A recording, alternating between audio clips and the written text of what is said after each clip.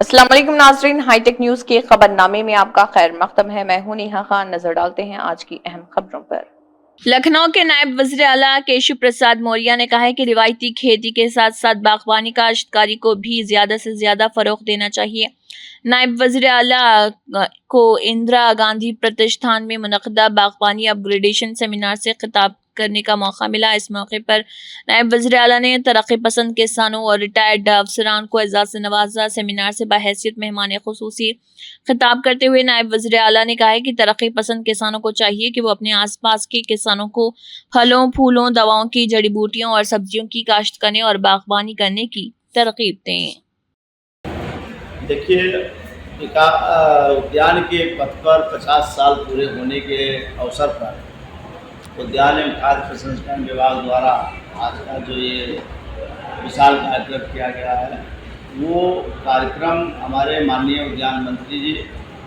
और माननीय उप मुख्यमंत्री जी की प्रेरणा से संभव हुआ और विभाग में जिनके खून पसीना जिन्होंने बहाया, जिनके प्रयास से विभाग आज भी इस स्तर पे पहुँचा है, हमारे विभाग के जो अधिकारी हैं, कर्मचारी हैं, ये इच्छा थी कि उनको भी सम्मान मिले, क्योंकि आप जानते हैं कि शुरुआत में जब देश आज़ाद हुआ तब से लेकर के या जब हमारा विभाग 3 जनवरी 1976 के बाद की पहले की स्थिति देखा जाए तो विभाग में उतनी प्रगति नहीं हुई थी जितना अब दिखाई पड़ रहा है। लेकिन विभाग के सेवानिवृत्त अधिकारी और कर्मचारियों का ये अथक प्रयास रहा कि उन लोगों ने एकजुटता से प्रयास करके सभी प्रदेश के कृषि विश्वविद्यालयों से, प्रदेश और भारत सरकार के संस्थानों के वैज्ञानिकों से तालमेल बैठा करके नवीनतम विकसित प्रजातियों को ला करके, विधाओं को ला करके और इसको प्रयोग करके और जो उत्कृष्ट परिणाम हुआ उसको किसानों को दिया, जिसका आज ये असर है कि गांव-गांव में हर किसान बागवानी की फसल को अपना रहा है। तो ये जो विशाल कार्यक्रम हुआ, इसके पीछे मात्र यही उद्देश्य था कि हम अपने विभागीय अधिकारियों को, कर्मचारियों को जो सेवानिवृत्त हो गए हैं उनको सम्मानित करें और इसी के साथ साथ एक विशाल गोष्ठी करके प्रदेश के जो किसान भाई हैं जिन्होंने धान, गेहूँ और की खेती करके दलहन की खेती किया और खाद्यान्न का किया और आमदनी उतना नहीं प्राप्त हो रही है, वो बार बार उनकी इच्छा है कि बागवानी को अपनाएं। तो प्रदेश शासन, भारत सरकार की जो योजनाएं हैं उन योजनाओं को उनको बताना है। ये बताने का सबसे बड़ा माध्यम है कि हम एक गोष्ठी करें, हम एक चौपाल करें, इलेक्ट्रॉनिक प्रिंट मीडिया का प्रयोग करें। तो इसी के क्रम में आज का जो यहाँ इंदिरा गांधी प्रतिष्ठान के मार्स ऑडिटोरियम में ये जो कार्यक्रम हुआ,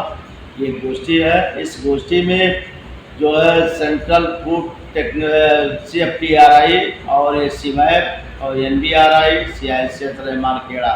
जो भारत सरकार के प्रतिष्ठान हैं, यहाँ के वरिष्ठ वैज्ञानिकों ने आकर के इनको प्रशिक्षित किया,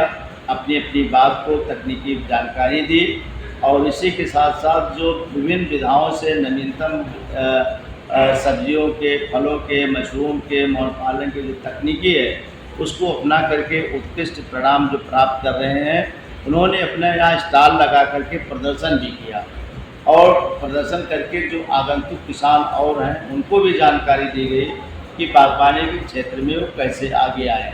तो इसका सब लोगों ने उठाया और मैं तो समझ रहा हूँ कि 1000 से अधिक की भीड़ यहाँ जो इकट्ठा हुई है,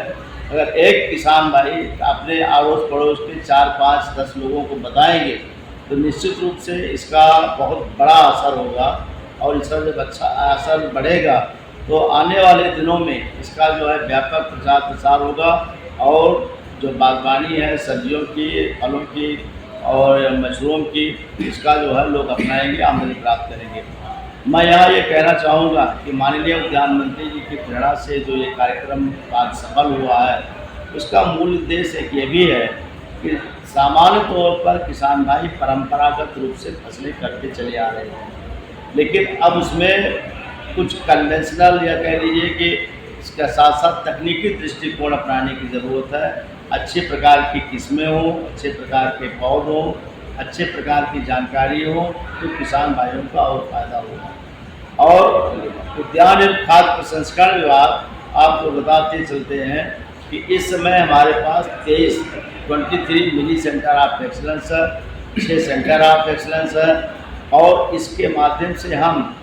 लगभग 25 से 30 करोड़ के पौधे सब्जियों के फलों के तैयार करके प्रदेश के किसानों को दे रहे हैं और वो उनका रोपण करके लाभ कमा रहे हैं। दूसरी बात ये कहना चाहूँगा कि कुछ नए प्रकार के, जैसे आप सुने होंगे कि राजस्थान में खजूर की खेती होती है, गुजरात के कच्छ और भुज में होती है। तो हम लोगों ने प्रदेश में ये देखा कि जो बुंदेलखंड क्षेत्र है या विंध्य क्षेत्र है, इसमें भी खजूर अच्छी होती है, तो यहाँ भी पौधे लगा के दिए गए। इसी के साथ साथ स्ट्रॉबेरी और ड्रैगन फ्रूट, जो कि एक न्यूट्रिशन डायनामाइट कहा जाता है, जब भी कोरोना काल आया या जब भी लोगों को कोई प्रॉब्लम होती है, समस्या आती है शारीरिक पौष्टिक का, तो ये दोनों फलों को खाने का डॉक्टर रिकमेंड करते हैं। तो हम ये विभाग की तरफ से मेरा प्रयास ये रहा कि ड्रैगन फ्रूट की जो अच्छी प्रजातियां हैं उनको ला के लगाया जाए। ये वियतनाम का फल है, लेकिन भारत देश में उत्तर प्रदेश की भूमि और जलवायु में भी अच्छी तरीके से हो रहा है। एक बार के लगाने से 25 से 30 साल तक इसकी खेती किसान भाई आसानी से कर सकते हैं। अपना परिचय दे, हाँ, अपना परिचय दे।